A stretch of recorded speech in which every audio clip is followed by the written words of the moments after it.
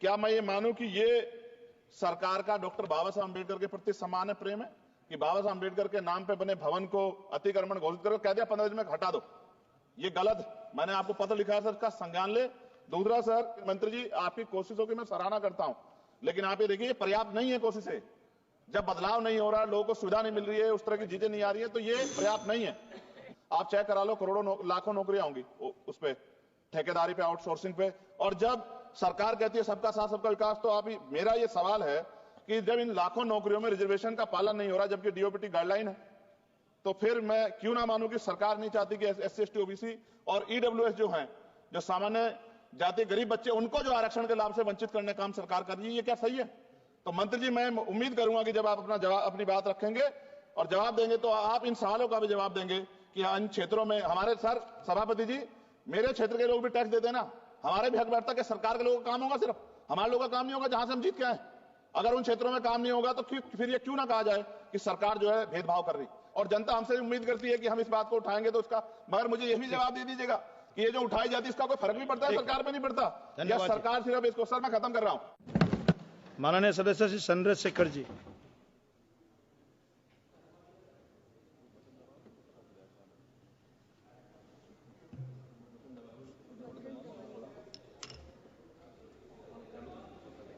धन्यवाद सभापति जी।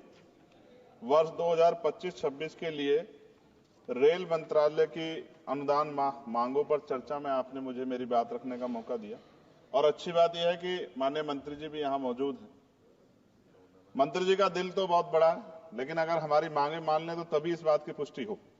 अगर ना मांगे मानी जाए, हमारे क्षेत्र का काम ना हो, तो फिर ये बात मानी जाएगी कि मंत्री जी का रुख जो है सभी सदस्यों के प्रति एक जैसा नहीं। तो मैं अपने क्षेत्र से शुरू करूंगा sir. Dhampur sugar mill crossing पर ओवरब्रिज का निर्माण मैंने पिछली बार भी मांग उठाई, लेकिन सर अभी तक कुछ नहीं हुआ। लोग परेशान होते हैं, डिजिटल युग है, कई कई घंटे खड़े होना पड़ता है। जलालाबाद क्रॉसिंग ओवरब्रिज के नीचे अंडरपास के निर्माण की बात मैंने पिछली बार भी उठाई, कुछ नहीं हुआ।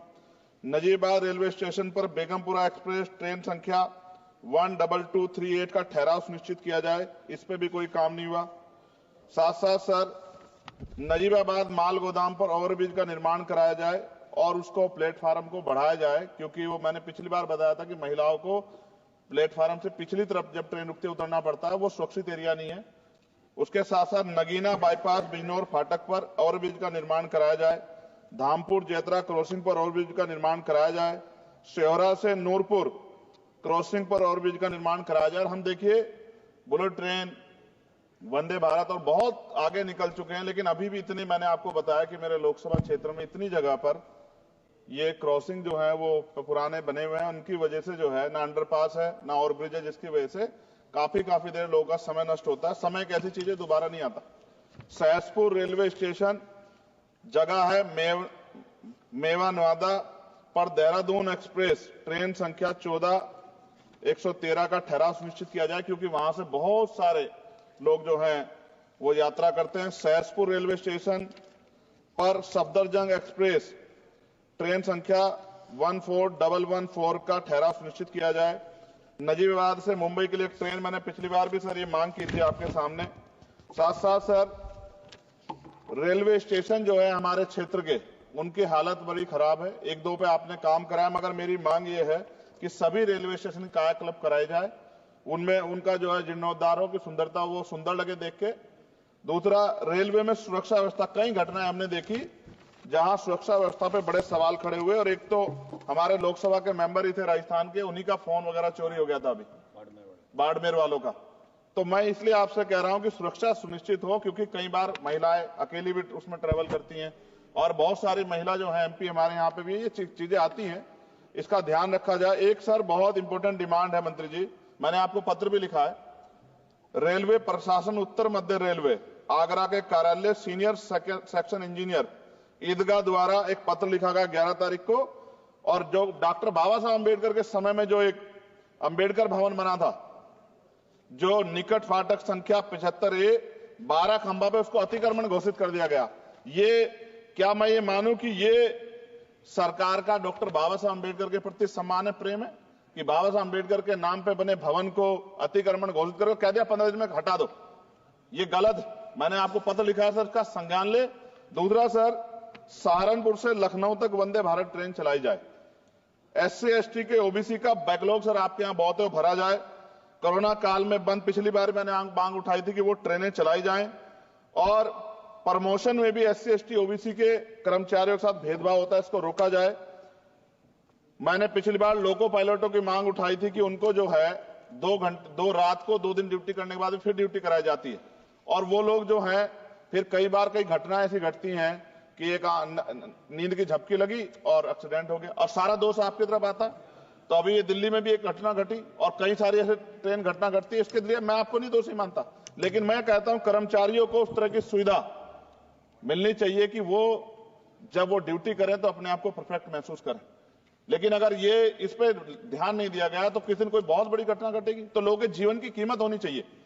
ये इसमें रेलवे में अमीर भी सफर करता है, गरीब भी करता है, लेकिन अमीर के साथ अगर कोई हादसा होता तो वो चर्चा होती, गरीब के साथ हादसे की चर्चा नहीं होती। ये अनुभव है, हमने रेलवे में सफर किया और रेलवे में करोड़ों लोग सफर करते हैं।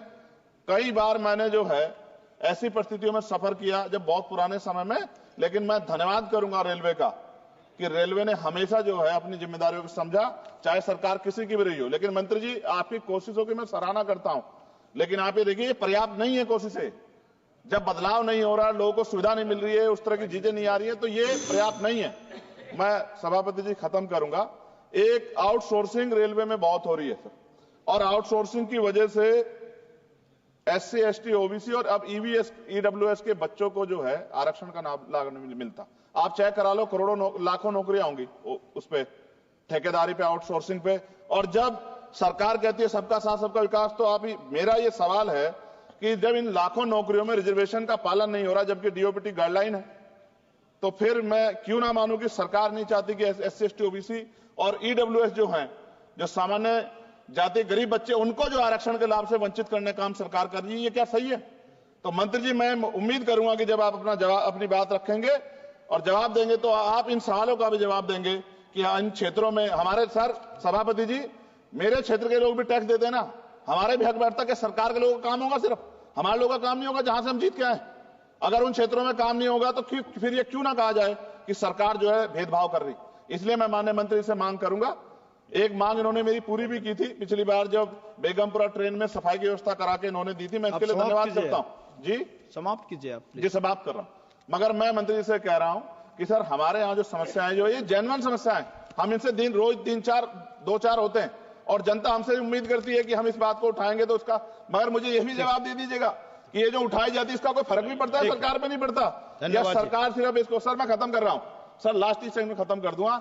जो मांग हम यहाँ उठाते हैं, क्या इन पे कोई अमल होता है, नहीं होता है, या ये सिर्फ इसलिए कि भाई चलो उन्होंने उठा दी और बस खत्म होगी बात? ऐसा ना कीजिए सर, अगर ऐसा करेंगे तो ये व्यवस्था अच्छी नहीं है।